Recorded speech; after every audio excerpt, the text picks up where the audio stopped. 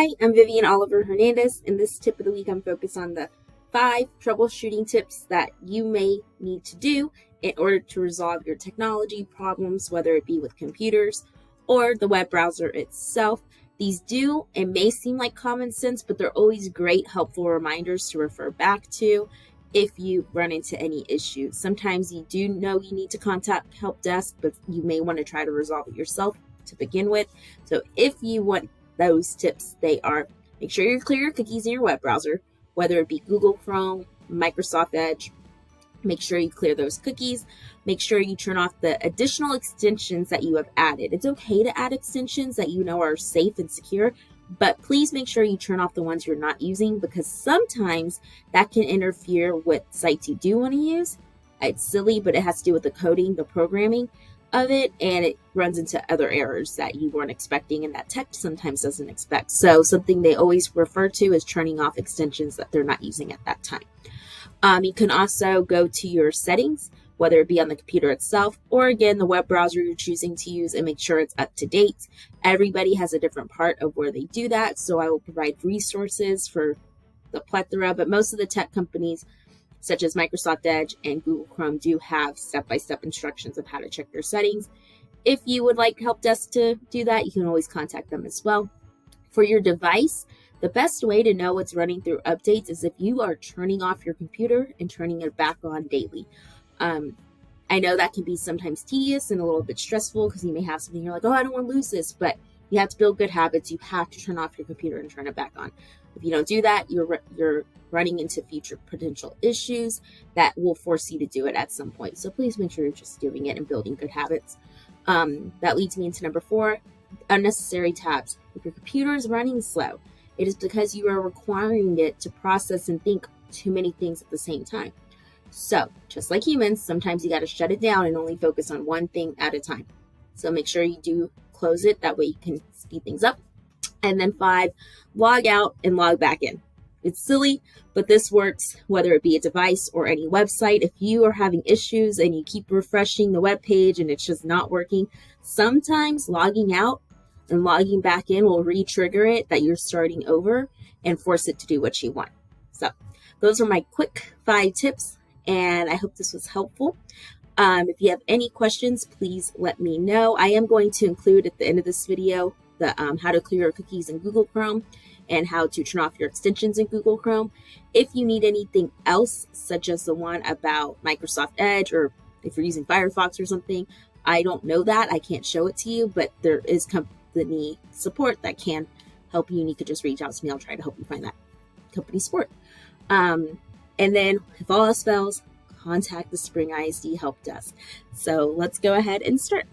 So to turn off and turn on extensions, you're going to go to, in Google Chrome, the top right, and click on this little puzzle piece icon in the top right. That's where your extensions are pretty much held, is under that puzzle piece icon. From there, of course, you can always pin an extension to your toolbar, unpin it to make it easier to see. However, pinning and unpinning does not actually turn it off. That just makes it more or less visible to you to use faster.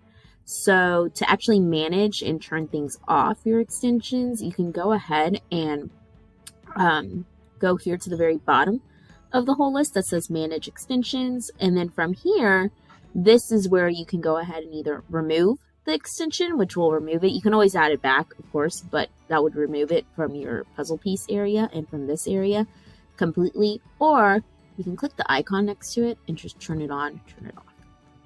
So if you turn it on, it'll show back up. You can unpin, repin, however you want. That's not really removing it. Again, that's just turning it on and off. And I recommend basically turning anything off that you're not actively using at that time. So that's how you go ahead and do your extensions. If you actually remove, you would click remove. It'll take you through steps. Every extension is a little bit different on how it processes after you click remove. If you don't see remove for an extension, that is because it is one that was added by the school district and it's there by default. You cannot remove it. Sometimes you can't even turn it off. Again, it's just there by default, and that will take them actually deciding they want it to be removed. So if you are missing that remove or the ability to turn it on or off, that's not up to you. But for the ones that you do, make sure you have them off if you're not using them. All right. So to access your settings, your Google settings, in order to clear the cookies, you will need to go ahead and next to your profile picture in the top right corner, you'll see 3 dots. It's to the right of your profile picture. Go ahead and click on those 3 dots. From there, you're going to go ahead and see where it says settings and click on settings. From there, it will open your Google settings, and what you can do, the simplest way and fastest way, is up here at the very top where you see the magnifying glass. You can go ahead and search. So usually I will search the word cookies. It'll bring up everything related to the cookies. And then from there, direct your eyes towards the middle of the screen. You will then see where it says clear browsing data, clear history, cookies, cache, and more. Go ahead and click the arrow to proceed. Then it will ask you, and default to the basic, it'll ask you the time range in which you want to clear. I always do all time, again, just as a best practice. I really don't need any of this to be piling up.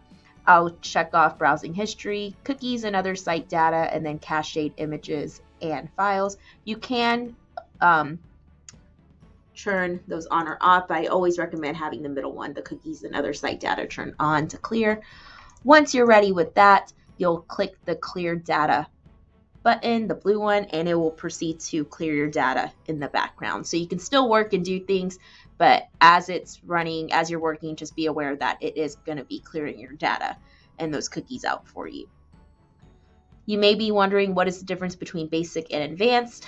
Advanced is just a little bit more detailed. You have a little bit more options, and you can still choose the time range, but you could clear other data as well. That's the difference between basic and advanced, is you just have more options. So while I have you here, there is one more thing I need you to make sure is working in regards to your cookies. That way you can easily access your Schoology Google assignments without any problem. And again, this does go back to cookies, which is why I'm including it in this video. What you're going to need to do is where it says cookies and other site data, go ahead and click that arrow. I need you on your student Chromebook to have allow all cookies. All of y'all should have a student Chromebook to allow all cookies. If for some reason you're not using it, you still need to make sure within this Google settings that you're allowing all cookies to proceed. If you choose any of the other options, you will not have access to your Schoology Google assignments, and that will create problems. Do not do that. Allow all cookies at all time, and you just need to get in the habit of clearing them out if it gets to be too many. Okay, so again, just double check that it is set to allow all cookies, and then you should be good to go. So I hope this was helpful. If you have any questions, please feel free to email me. Even if it's just the question of how do I submit a help desk ticket, I have a video that I can refer you to that's a little bit faster on how to do that, or I could send you the direct link. The help desk, please make sure when you're putting in a ticket, you're as descriptive as possible, because they are having to read through them as if they don't know what's happening. So you have to be very detailed with them. You can provide screenshots. You can attach that in your help desk ticket as well and let them know what's happening. And that's what that video includes. So if you want any of those tips, just email me and I will send that to you as well. It's also below my signature in every email I send. So yeah, I hope this was helpful, and I hope you have an awesome weekend, week, day, wherever, whenever you're watching this. And yeah, bye.